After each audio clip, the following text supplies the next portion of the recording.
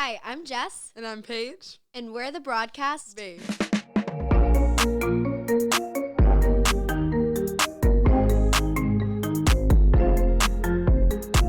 Welcome back to episode 2 of Broadcast Babes.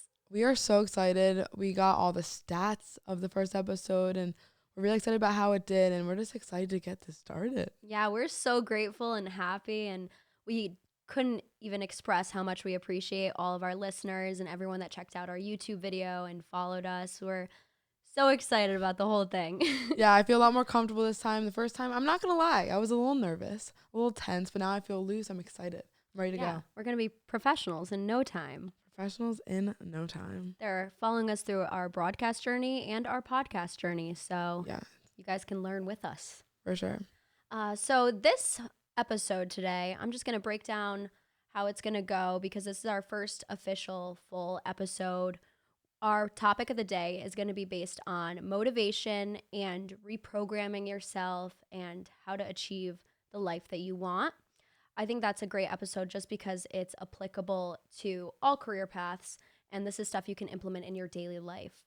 Right. And that's something we kind of wanted to make sure that we did, not just focus on broadcasting and kind of be relatable to everyone. We want to give you guys information that's good for all careers. And the layout of our podcast for every episode, after we talk about our topic, we're going to go into a couple of different segments. One, we're going to do new in news, and Paige is going to do New in sports. And then following that, we'll do listener questions and ending every podcast with some affirmations. I forgot my affirmation. Well, get one ready. Yeah, I know, You got time.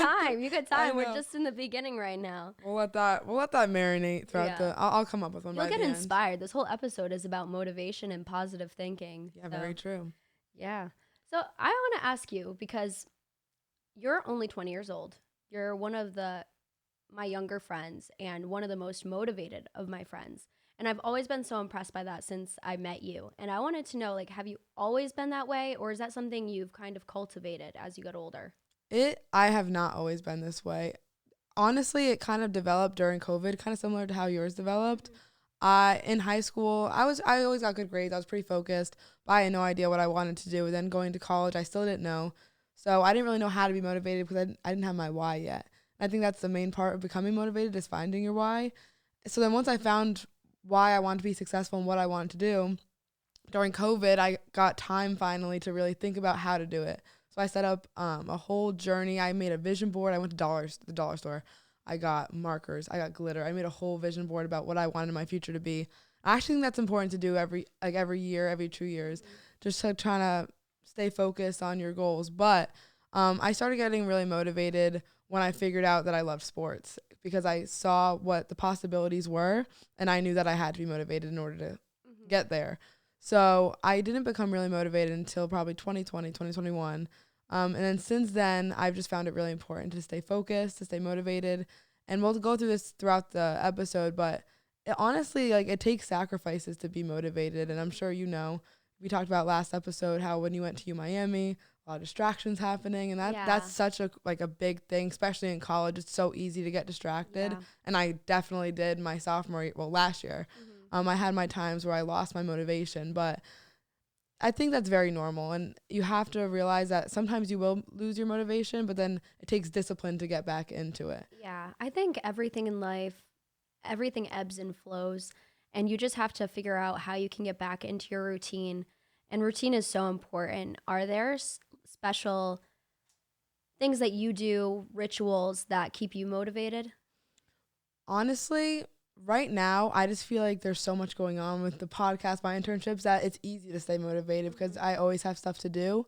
But it's when I get not busy and when I'm bored that it becomes harder to stay motivated. So when that happens, I really go back to the basics. I meditate, I journal, gratitude journaling, and I just remember why I do things, and I to-do list, stuff like that, just to make sure I'm being productive every day. And sometimes even taking a rest day is being productive, but just making sure that you plan out your days and really just focus on getting things done throughout the day. But right now, it's pretty easy to stay motivated. But my question to you is, when you went to Miami, you said you got a little distracted. How, when did you figure out, I want to get motivated again? I want to get back into it? Honestly, during COVID, I actually took a gap year and then I came back, and I always was interested in politics, and then I got kind of burnt out because there's constant controversy over it, and it's like you can't say anything without, you know, someone with any different belief kind of getting upset over it. Right. So I kind of wanted to leave altogether, and I was getting very frustrated.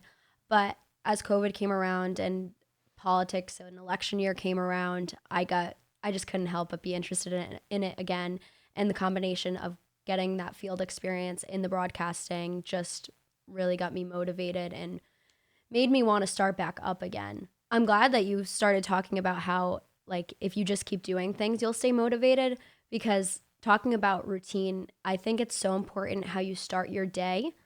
I was reading this thing about how the moments when you wake up, what you feed your brain is really important. I need to work on that. That's huge. Yeah, what you shouldn't do is when you wake up, go on your phone and start scrolling, because you're instantly boosting your mind and your body with that serotonin of that instant gratification.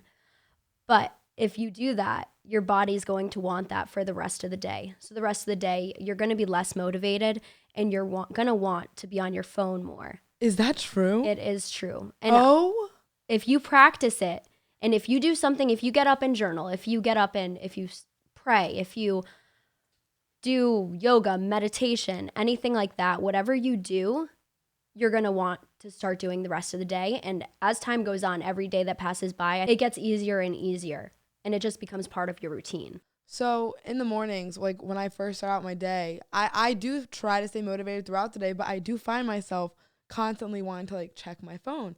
But every single morning, I'm not joking, the first thing I do is I check every single one of my notifications. So Twitter, Instagram, TikTok, email, every single morning. Like, it's a routine. And your body will crave that the rest of the day. Right. And it will keep you distracted from doing something more productive.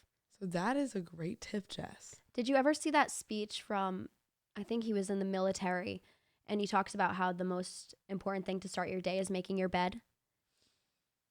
I did know that fact, but I don't think I saw the speech. He goes on to talk about how by just doing that little accomplishment, even though it's little, it goes on to make every other accomplishment better and easier for you to achieve, because you did the first little thing, and from there you can grow. Right. And do you want to know the best thing about making your bed? When you get home, coming home to a made bed might be the best feeling. The other day I was waitressing, and I came home and I didn't make my bed, and I had laundry all over my bed, and I was just like looked, and I was, it's the worst feeling. And they say your bedroom is a reflection of your mind and your mental state. That's a trend on TikTok right now. Yeah, it's huge. And I totally agree with it, because the depression room is so real. Oh, it is. And for me, honestly, just if I look at my bed unmade, the whole room looks messy to me, and it drives me nuts. But going back to kind of, because I know you want to work in politics and news and all that. So since it's so controversial, like, what makes you want to get back into that? So that's where the reporting aspect comes in. Political reporting is just giving the facts, not giving an opinion. Right. So doing that is nice, because it's just informing people, and it's not controversial. I mean, I guess it can be, because people react in crazy ways. But if you're just doing straightforward, non-biased news, that's what I want to do. I want to be able to just deliver the facts, inform people, and not try to let my own biases show through with that. So that's also like a discipline in itself, is just being as straightforward as possible. Right, definitely. And then I kind of talked about this before, about how it's kind of I don't want to say sacrifice, because there's so many positive aspects that come from it, but living a balanced, I'm talking about resetting and becoming motivated again. Living like a balanced life is kind of a sacrifice. And how I think about that is, I'm a junior in college now. I know we have different college experience, and you can talk about yours, but I don't really go out that much, because I found that when I go out, I am up all hours of the night, and then you wake up the next morning late. You don't go to the gym. You don't get your stuff done. So I feel like to get motivated and to fully reset, you kind of need to figure out what's important to you and make a priority list. Social interaction, all that is very important, especially in college. I think that everyone should go out once in a while. Like, I think it's really important. But you have to make a list of priorities. What do you want to accomplish? What's important to you? And then put the amount of time in that you think is important. Let's say your work is your number one thing. You should be putting the most time into your work. And then when you have time, go out. And I think a big mistake that college age people make is that going out is their first priority. And then they put work aside in order to go out. Yeah. So I think it's also a sacrifice really to stay motivated because, yeah, like I haven't been to all the parties, but in my work life, I'm very successful. If you want to be really successful in the party aspect or social life, having a lot of friends, then you should put time into that. But I think really focusing what's important to you is the first step of kind of resetting your life. And college is very much a learning experience. We both had our learning experiences with that and balancing everything. So I think a lot of people just need that time, like their freshman, sophomore year, to go out and party and learn, oh, I'm partying. My grades are falling. I think I need to fix this. How do I fix this? Go out less. But that being said, I don't think people should never, like, not go out. I think it's important to go out. It's important to keep your mental self healthy as well. And if that means taking rest days, like you said, and just listening to your body and your mind and what you need, that's the easiest way to stay balanced. But then again, don't let your emotions cloud things because priorities, you have to be realistic. And okay, if my bills are due, I need to go to work. And, you know, if you want to achieve your goals, then you need to work towards them. Right. And I think that also comes down to we talked about this too last week, like who you're spending your time with. Because I noticed my freshman, sophomore year, I was spending time with everyone who had this similar mindsets. Let's go out every weekend. Let's do this. And that's great. And it was fun at the time. But now, like, that we're older, our friend group, like, we go out, we have fun, but at the same time, we're working a lot of the time, too, to get better. So I think if the most important thing is surrounding yourself by people who have similarities in what they want in the future, because that will allow you to kind of succeed in that aspect. And going back to when you asked me about the shift in my mindset, I forgot to mention, and I think this does play a huge part in it, is I stopped drinking almost 2 years ago now. And I'm not one to tell anyone to stop drinking, but I think alcohol, it literally does poison your body. And of course, that means it's going to poison your mind too. And I think that had a huge effect on my mind, my body. I dropped literally like 20 pounds when I stopped drinking. Like, I lost so much weight because it was doing negative things to my insides, my outs, my mind, everything. And the culture, along with drinking, the staying up late, the partying, the going out before going to work. You know, I dropped those habits and it made space for me to cultivate new, better habits. Right. I think that's such an important thing that a lot of people don't really talk about. It's because it's a fun aspect. So you don't want to let it go, obviously, because a lot of times it makes the time fun. But I've always been a big advocate of this. I never drink. I never have really. And I found that it allows you to go out and then the next morning be able to still have a routine. You're not feeling like crap the next day because you just went out and had fun. But I think it's a culture thing where in college people say that you need to drink to have fun. And I'm so against that. I don't think that's true. I think if you want to, go on, you should. Yeah. But everything needs balance. And if you're blacking out every night and not remembering things, like that's what I used to do. It really, really, I honestly was insane when it came to partying. Right. But I think it is an American thing also because I did study in Rome and the bars Did you really? Yes, I did a semester in Rome. The bars were always filled with Americans and the Europeans were like, what the hell is wrong with the Americans? Why do they drink like fish? No, seriously. It's true. And I don't know if that's normal. I don't know. Everyone can do their own thing. But I'm always asked to, because I tell my story how I stopped drinking and stuff. People are always curious, like, what do you do for fun? And I think that's actually a really sad question because that means people are relying on alcohol to have fun. And that's taking away from things that can fuel their body in much better ways. Right. Hobbies, art, sports, all of those things that instead of drinking, they could be doing. Right. And I think it's drinking, it's social media too, being on your phone. There's a lot of negative, I don't want to say negative because it's not inherently negative. Well, balance. But, right. And there's a lot of things that are taking over. It sounds like I'm like talking to a kid, but going outside, like doing different activities, like going out to eat, let's like go to a restaurant, go to a carnival, like anything. Mm-hmm. But it's easy to go to a party, or it's easy to go on your phone. It's not as easy to plan fun events with your friends. But I think that's a huge thing too. This whole episode is about rebalancing, but just again figuring out what's important to you and really banking on it and committing to rebalancing. And the balance of partying and knowing not to drink too much or how much you're comfortable drinking with, and just knowing your own limits, because everyone is different and everyone has different wants, different needs, and different ways to make themselves feel comfortable in life. And how one person acts should never take away how another person wants to spend their time either.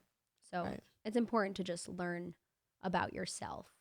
Right. We just went on a tangent about alcohol. I know. I didn't think this episode was going to go this way. I had no idea we were going to talk about alcohol today, because I don't really talk about it, because I'm outside of, honestly, I was shocked in our friend group how little people drink. I know. I didn't know it was possible. I came from Miami, and my friends were literally like, we went out every single night. That's just how it was. And yeah.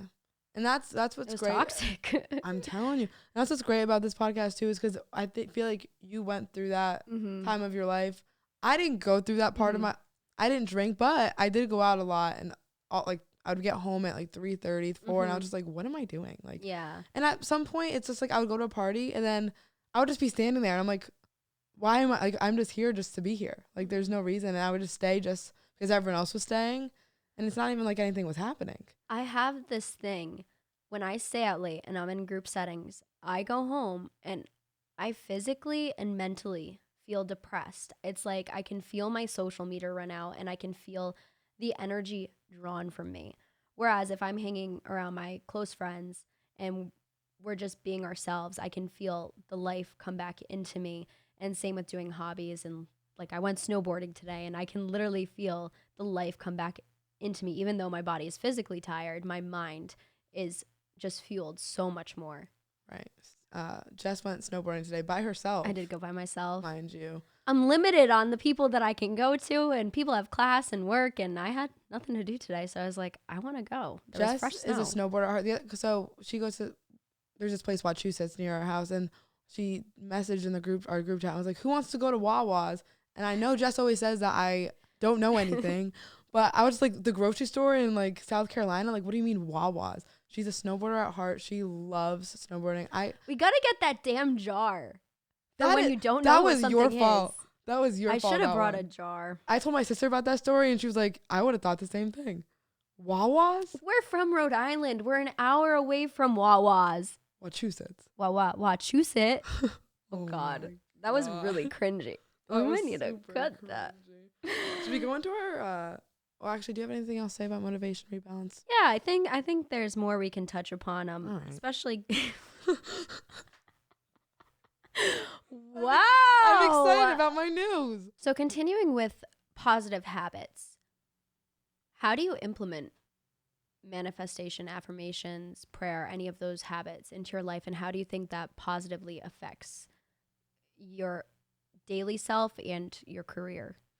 It's something that you have to be really disciplined with, because it's not easy to set a routine, especially with that stuff. So I would say the easiest way to implement it for me was to do it every morning and every night, because during the day you're not going to be thinking about manifestation, any to-do, like, no, you have to do it. I would say set things up the night before to do it the next day. So let's say I was going through a pretty weird mental time during COVID, and every night I would write affirmations in my to-do list for the next day. In the morning I would say the affirmations, then get my to-do list done.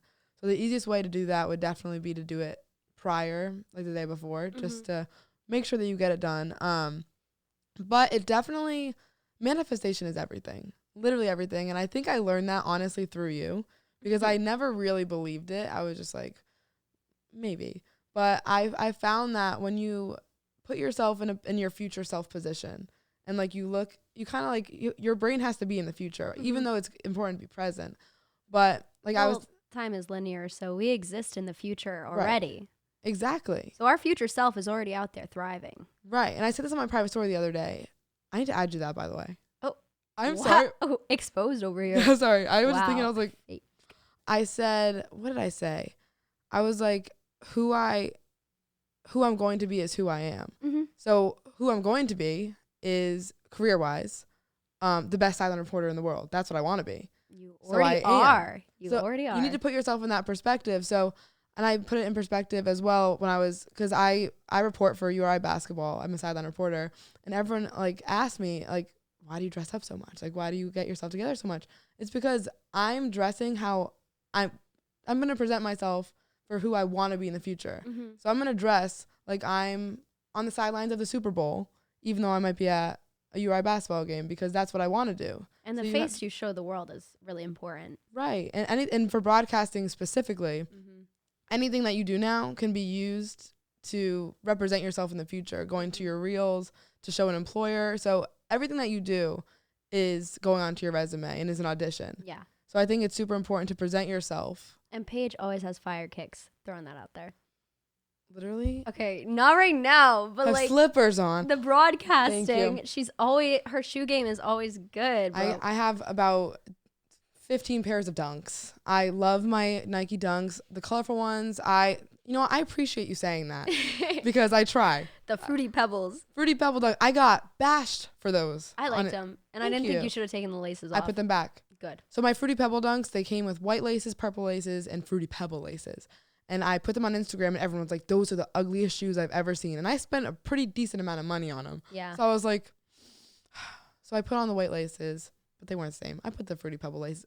As you should. They're my shoes. They are your shoes. And if you're going to get Fruity Pebble shoes, you're going to have Fruity Pebble laces. That's right. Very important. Yeah, I put them back on. I did. I was like, those are my shoes. So what does manifestation mean to you? Because I know that you are a big manifestation girl. The reason why when people started talking about manifestation, when I read Norman Vincent Peale's Power of Positive Thinking, I was so ready to believe it and open to it because I was like, holy crap, I've been doing this my whole life and I just didn't even realize it. I would literally walk into a test without studying and say, I'm going to ace it and like guess it and ace it. And I would just, I swear, I would make things happen. And I didn't know what that was. I used to just say, oh, I'm so lucky, which sounds terrible. But it was honest. It was manifestation. And I feel like everything I've dreamed of kind of starts to slowly unfold. And going back to the vision board, every year I'll make a vision board. I put it as my screensaver on my laptop. And those things end up happening. It's wild. Right. And as long, like you said last episode, as long as you're working towards it, you can't just say, I'm going to do this and then sit back and just wish for it. No, it's not like that. You have to, again, work for what you're manifesting for, but you have to put those positive affirmations and energy into the air and you'll get it returned. Our friend Emma today was saying about how successful people, I told her I'm going to use this today, successful people are delusional. And shout out to Josh. Shout out to Josh. Shout out to Emma. Both of them were talking about this today. It's so true. And I think there are two types of successful people. And I think a lot of these successful people have both of these things, actually. It's delusion, where you believe in yourself so wholeheartedly that it doesn't even make sense. But you, in your heart, believe it's possible and you want it that bad that you'll make it happen. I'm going to cry. I'm literally going to cry. That was beautiful. But then there's the other side of these people, which I don't know if you feel this way, but it happens to me too, is this imposter syndrome where it's deep-rooted insecurity. And it's like you're fighting against yourself where half of you knows that you're crazy, but it's still so crazy you believe it. And the other half of you just can't even believe, even when your own accomplishments happen, that it's real. Right. No, I definitely feel that. And something else that happens to me is sometimes I always talk about how my why is so important to me. Sometimes like my mind tricks me and it's like, is this really what you want to do? Like, is this what you want? But to me, that's just like negative energy talking. Like if you know true in your heart that what you want is what you want, then you ignore that noise. Even if it's coming from your own head. Too. You're testing yourself to see how bad you want it. And the same with the insecurity. It's another motivational factor where it's like you have to prove yourself wrong at that point. Right. Because you want to prove to yourself that you're good too. So you keep working harder. Right. And that is so, the first thing you said, I don't remember exactly what you said, but rewind it if you didn't hear it because it was great. That's how I feel wholeheartedly. When I first started broadcasting, Jess, I was bad. Like, really, really, really bad. My first men's basketball game, I got told that my charisma was like a houseplant, that I had no personality. A house plant? Wait, hold on. What? That's mean. I know. That's really mean. That's another episode. Hate comments. I get a ton of them. Really? Oh my gosh. On what? On a blog and on Twitter. No. Yeah. Yeah. Stop. But I got called a houseplant. People were saying that I mumble and all these things. But honestly, like in my head, I was like, okay, it was my first broadcast. Yeah, I was bad, but I'm still like the best. Like I'm going to be the best. Of so course. you just have to work somewhere. Right. But I think it's great to have that mentality of I'm the best, but you have to be able to work and put your work to the test to actually show that you're the best. You have to believe it, but you have to also put the work in. Yes. All right. Anything else for our positivity talk? I think that's it. Final thoughts. I got it all out. But moral of the story, positive thinking, let me restart that. Positive thinking and manifestation is everything. Yes. Really. Especially in this industry. Okay, let's go into some listener questions. Listener questions. You start us off, Paige. All right. So question number 1. It seems like you're busy all the time. How do you stay motivated? Well, we just made a whole podcast about it. If you want to know the answer to that question, just rewind and listen to this whole podcast. There's a great answer. Yep. Should I just go to my next question, or do you want to go first? I don't care. Whatever you want to do. I'm going to go to my next question. What types of expectations do you face in the field of sports media as women? So I think that just means it's there any like preconceived like notions of being a woman. I honestly haven't really faced any problems so far for being a woman in sports, if anything. Except aggressive blog posts. Houseplant. Which, mind you, I did it for men's and women's basketball. I did announcements. I got all positive reinforcement when I did women's and only negative comments when I did men's. Yeah, I think honestly, I feel like as a woman in sports, for you, I think you're gonna face some. That's questionable. Just negative men, you know? Right. But honestly, I think that I bring a really cool perspective to sports just because, first of all, as a woman, I think that you can bring a lot more. This is very stereotypical to say, but let's say as a feminine communicator, you can bring a lot more emotion into storytelling, and you can get a lot more raw emotion out of athletes, I've felt so far. So I think that, if anything, it's great to have more women in sports. I think it's a plus. But I haven't really faced any problems so far, and I don't think that there's any expectations on me yet. I wouldn't say. Do you face anything for being a woman in news, or is it? I think more so for you, but I think news appearance-wise, that's an expectation. But then again, also, I think in any career, women are held to different expectations than men. I agree. So, all right. My next question. In your experience, do you think physical appearance has a lot to do with getting a job in the industry? I hate to say yes. Yes and no. I think it's very important to know how to put yourself together in this industry, to look presentable, to look professional. I think if you know what you're talking about and if you bring a lot of knowledge and experience, I think anyone can get any job at any time. I think that there is a space where appearance might become a factor. Yeah. Especially if you're on camera. I think if you have, charisma on camera, like the on-camera presence, the talent, and the capabilities are first and foremost. Yeah, those come before appearance, for sure. You have to, it's not so much your appearance and, oh, she's pretty, she's not, because that is very subjective. It's more of, are you put together? How are you presenting yourself on camera, as we talked about before? And I think it comes down to, if there are two talented people who have everything that you need to go after a job, I think the determining factor is often, and I'm not saying this is right or wrong, I think this is just how it is going to be appearance. And I think we've all kind of seen that happen. It's unfortunate, but like it's the reality, honestly. And yeah, and it's so subjective, so who's to say who should be on camera or not? But I think, unfortunately, that especially as a woman, appearance definitely is a factor. Yeah. This person needs TV show and movie suggestions. I just started Yellowstone. I know I'm really late, but Oh my God, you sound it's like a good. grandma. I know I do. Every older person I know watches that show. My parents watch it. My parents watch that show. Everyone's parents watch that show. But it's good. It is. I like horses, and I would literally love to just live out in the West and like live on a farm. You're in the wrong industry, Jess. I know. There's two sides of me, okay? One of me wants to be a horse girl, and the other one wants to be a reporter. No, I know, me too. But yeah, I don't really have much shows or movies. I don't really watch. I watch Friends and Seinfeld on repeat. I could go on and on about movies, but we'll post some updates on our story. Well, yeah, we'll post some updates on our story. How do you plan for an upcoming broadcast? Oh, broadcast or podcast? Broadcast. Oh, there's honestly a lot that goes into it. I'm not gonna lie. I usually start a week before on a good day. Sometimes I'll start like the day before.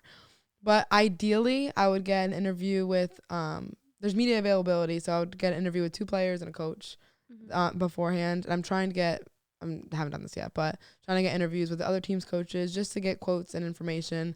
Then as a sideline reporter, you come up with storylines, like 5 to 6 to 10-ish. Yeah. As many as possible, because you never know which ones you can use. And honestly, that's it. And then you just prepare. Most of it is just practicing being on camera and getting those skills down, but just getting as much information, unique information as a sideline reporter. Not about stats, not about stuff like that. More storylines about players and coaches. It's different for news because it's live and it's different every day. You never know what story you're going to be assigned. So the preparation aspect isn't so much like, unless you're doing investigative reporting or preparing for a story a long time ahead, or you've been following a certain story, it's different. My preparation would more be like physical appearance, like hair and makeup and stuff for me. I forgot about that. Yeah. No, that's definitely true. Will you ladies be watching any of the upcoming college bowl games? I will. I won't. I'm excited to see TCU. All right, finishing off with our affirmations. My affirmation for today is, my mind is full of brilliant ideas. I'm going to say this is a morning affirmation that I do often, and this is one that you guys can do in the mornings. Say, I have everything that I need to make today a great day. Amen. Amen. Hey, thanks for listening. Tune in every single Monday on Apple, Spotify, or wherever you get your podcasts. Don't forget to leave us a review and follow us on our social media. Our Instagram is @BroadcastBabesPod. Thanks for listening. See you next time. I'm Jess. I'm Paige. And we are the Broadcast Babes.